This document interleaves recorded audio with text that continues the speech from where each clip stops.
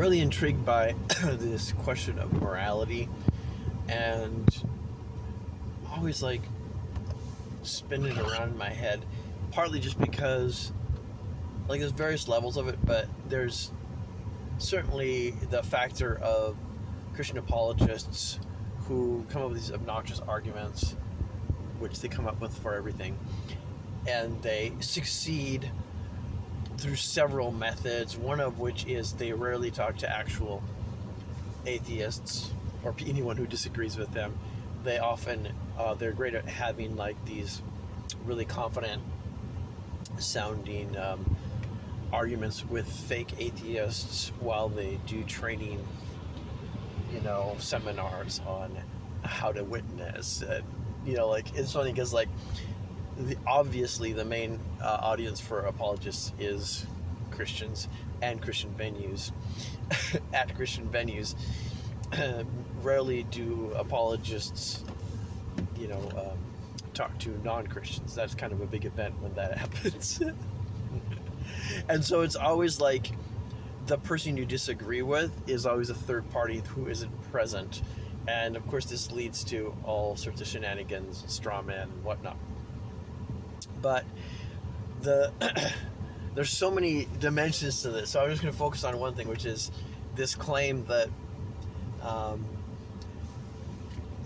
Christianity is the only moral system that has objective morality. Every other moral system does not have objective morality. And why do Christians think that their system is objective? Well, because it comes from God, and God is not, he's like not part of us, like he's other, he's outside of the human, hoopla of human opinion. And so this makes it sound nice and grandiose, right? Because the only way you can have an objective morality is to have it handed down from a non-human or superhuman source, namely God, right? And anything else is like a downgrade, right? Because how can you be having morality handed down from God himself, who is the one who made everything and who also will serve as the judge? Well, serves as the judge in this life because, as we all know, when you do bad things, God lets bad things happen to you. And also in the next life. So it's like this very tightly bundled and compelling story about an external morality that we have to submit to, not one that we have to think about or make up.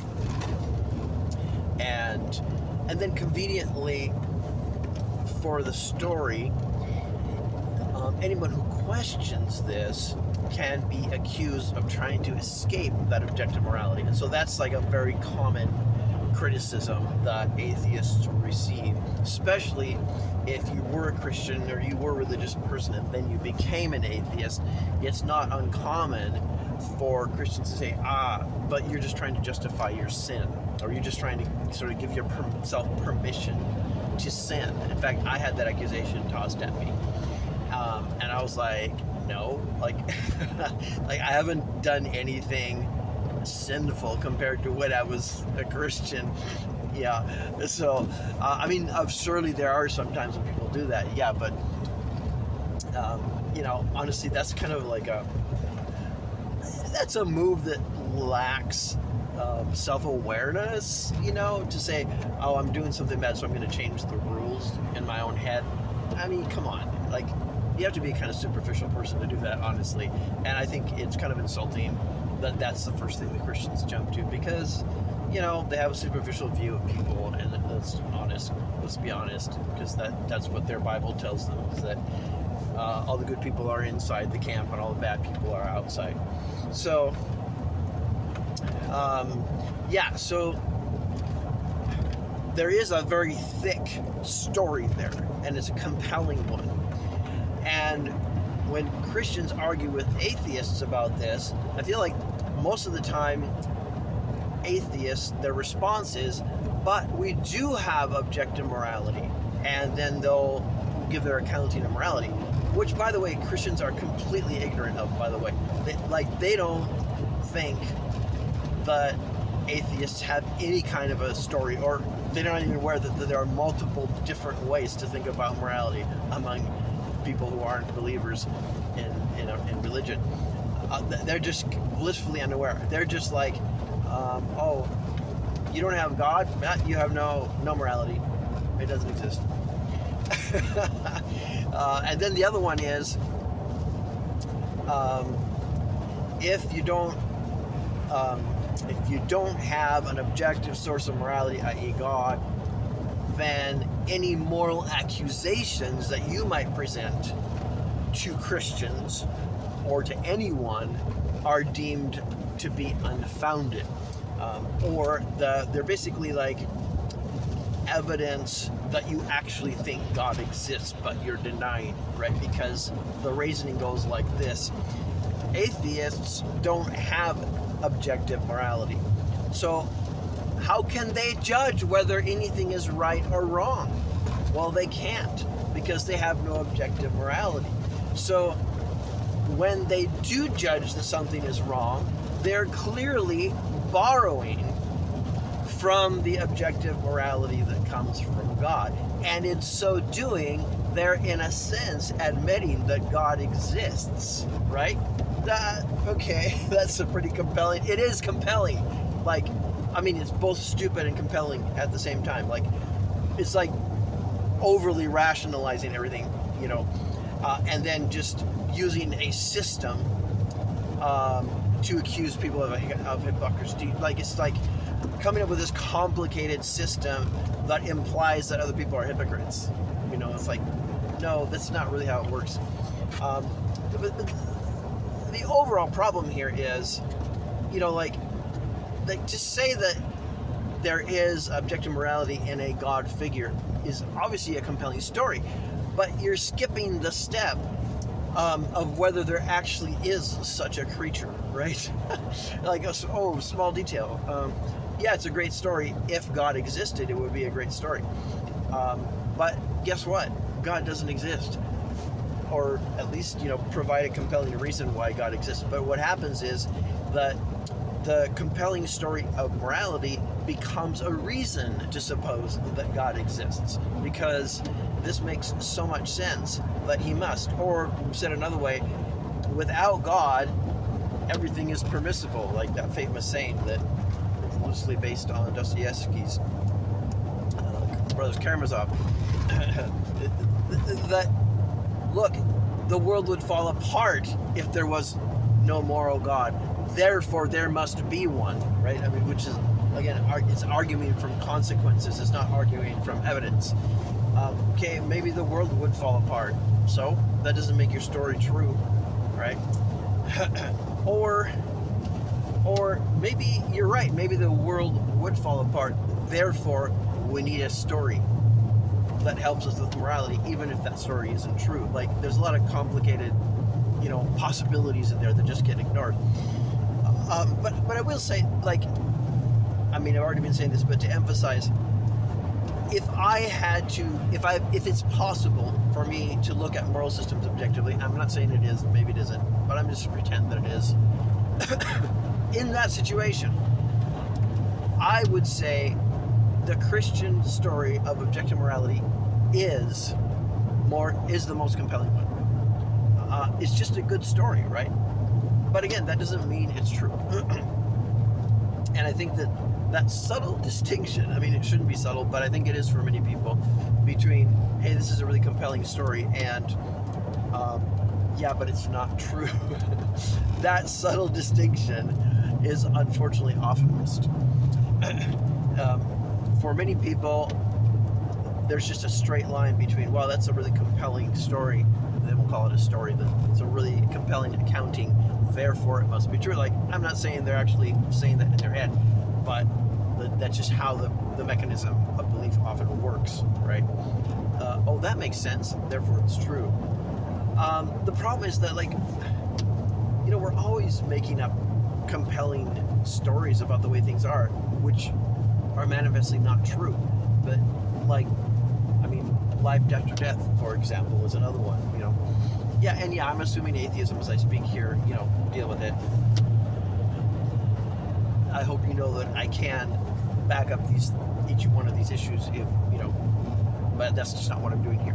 I think it's so fair if you want to just withhold your agreement with me until those other issues are settled. I get it. You can only do so much. But yes, we do often tell ourselves stories about how the world is because the stories are better than the naked facts of the world. I think that's like essential to what it means to be human. Okay. So the fact that a certain account of morality is more compelling than others does not even come close to making it true. In fact, it could almost make us suspicious because it's too good of a story. And I really think that there's another issue here, which is that the Christian view of morality with the lawgiver is suspiciously similar to the experience of growing up with moral lawgivers in your life, namely your parents and other adults. And so it seems like there's a pretty good explanation for why that story rings true and is satisfying, which is because it goes back to like some of the most foundational memories, patterns of living that we had. When the things that you grow up with are extremely formative. And so I think that the paradigm that there is an authority over me which I must obey or suffer the consequences is that's why it rings so true. It's psychologically compelling because of our formation, right? And so again, the more you look at it, the less compelling it seems. First, you have to determine that God exists. So let's do that first, okay? Then we can go on to talk about whether this God is a moral God and whether he has given laws. Of course, this gets us into all sorts of trouble because, okay, assume for a moment that the mere fact that God exists. Now we're faced with the question, has he actually given moral commands? Is that something that God is even interested in doing? You say, well, you have to argue that. And say, okay, yeah, okay, fine. You convinced me of that. Now you have to explain to me, which supposed revelation of God is the one that we ought to follow. We can decide on the God. Okay, let's say it's the Christian God. Of course, that would be the argument, since we're all North Americans, or I don't know who's listening. But if you're listening in English, there's a pretty good chance. Anyway, so okay, that itself is a huge bar to clear. But okay, let's just assume that we got it. Oh, but now we have to talk to all the different Christians about all their interpretations of morality, because they are not the same. And so now we get embroiled in some really massive exegetical, historical, theological project. And you know what really happens in situations like that? It's just whoever yells the loudest is the one that gets to call the shots. That's all it is. It's not a rational process, ultimately, because there's no way that many people with that many opinions are going to agree on anything. So the whole thing is just bullshit, right? Like, it only works if you have just like this very fuzzy view of the whole thing. But as soon as you start to insist on like particulars, then the whole thing just falls apart. It's just going to be one Christian's view against another Christian's view, and some of them are going to be as disparate as the views of Christians and atheists. Like there's no like realistic way to apply this morality to the whole world. There just isn't. But Christians pretend like it is. And in fact, the disagreements about morality are the ones that end up generating conflict, right? Disagreements about how you should behave, how you should dress, who knows what other bullshit that, some text is implied to command or whatever. So yeah, my overall point is the moral story that Christianity tells is very compelling, though in the end it's actually pretty incoherent. And so what I want to say, moving on from that, is that as atheists, I think, often when atheists argue with Christians about morality, and you can see this in debates, they will say, no, you're wrong. Our morality is also objective, and this is how it's objective. And so the objectivity of atheist secular morality is placed in basically a rational moral system. And so you say, look, this isn't something, it's not like I can just make up what's good or bad. No, it's like, it's rational to be good. And here's the principles. They're objective. They don't depend on me. They're outside of me. But I gotta say that, and I can speak here as a former Christian, that kind of accounting isn't very compelling to Christians. Because when you say that a rational moral system is also objective, I mean, that is kind of true, but it's true in a different sense than the objectivity of the Christian moral system, right? Because the objectivity of the Christian moral system is, like, again, a lot thicker, and it's personal. Like, it's tied to a personal authority figure, and it involves personal accountability. Whereas a logical moral system, like, it's never going to provide the same level of personal compellingness. It's not going to be as compellingness. That's not really, is that a word? I don't know. It's just not as compelling, because ultimately the only thing that you're really breaking when you break the moral secular law is you're breaking logic. Like, you're doing something irrational and inconsistent. Like, it's hypocrisy. Like, that's the worst thing you're doing. Whereas in the Christian moral system, when you're breaking moral laws, you're like getting in trouble. You're literally getting in trouble, right? And of course, in the human system, you can also get in trouble, but that only applies to a small bandwidth of moral issues, the ones that actually have laws associated with them. Obviously, there are many moral issues that don't have laws associated with them. So, and furthermore, if you can get away with something, then that's all there's to it. There's nobody keeping count of me on that, right? So yeah, I mean, I think it's better as an atheist to just say, yeah, you know what, you're right. There is no such thing as objective morality. Like, in the way that you think of objective morality, there just isn't such a thing. Why? Because there is no figure like the one that you imagine, and it's just not there. I mean, if he is there, then show me, but I don't see him. I don't think he's there. So yeah, that's the truth. Now, what does that mean? Does that mean now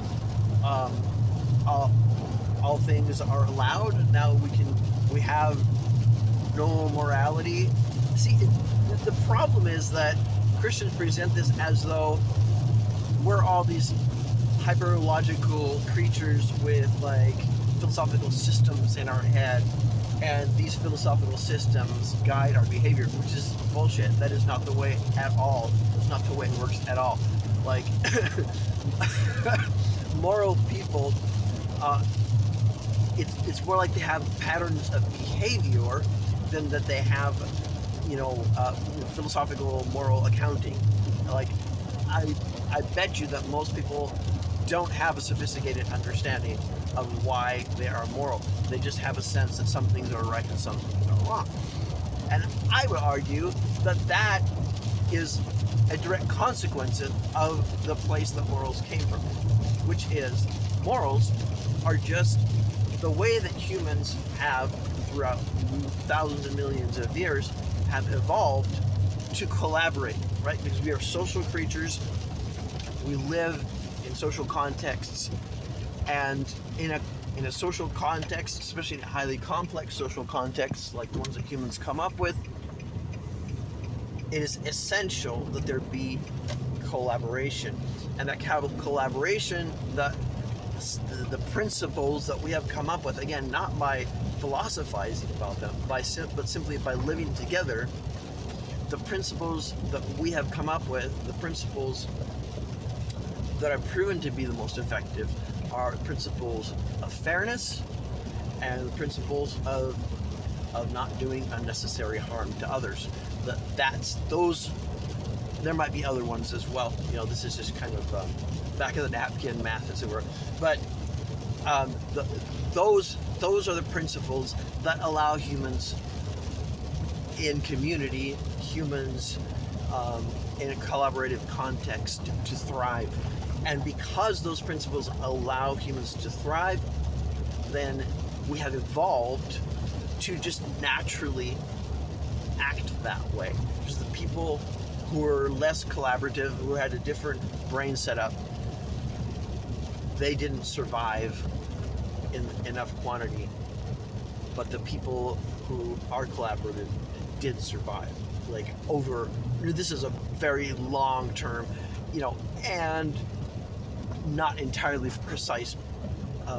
Nothing in evolution is totally precise. So of course you do end up with antisocial behaviors and whatnot. But the overall experience of humans is that of collaboration, a society of collaboration and fairness. And this is why societies that are extremely unfair don't really last. They don't last because they don't work, right? And so they eventually fall apart. Now, of course, the concept of fairness has evolved also over time. There's a dialogue between, what are sort of natural givens that we take for granted, and their relationship to fairness. So, for example, living in the ancient world, you might think men are different than women. So different rules apply to men than apply to women. And that might be enough for you to deduce,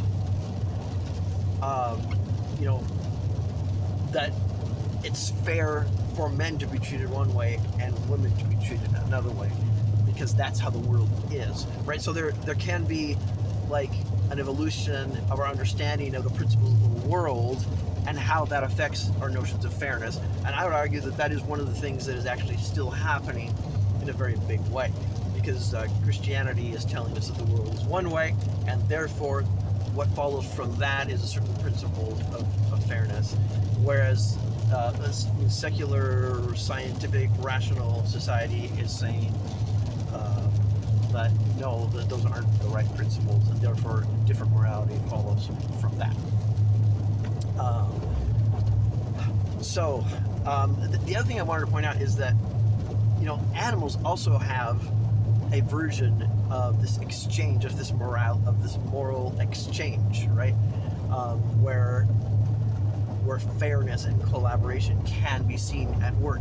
Again, it's not like animals are philosophers and they're like, oh, we have to come up with a moral system that is rational and that has objective morality, because otherwise what would we do? Of course not. They just intuit that collaborative behavior. And so it is like, it's something that is caught, not taught, right? It's something that it works just because of the shapes of our brains, if nothing else.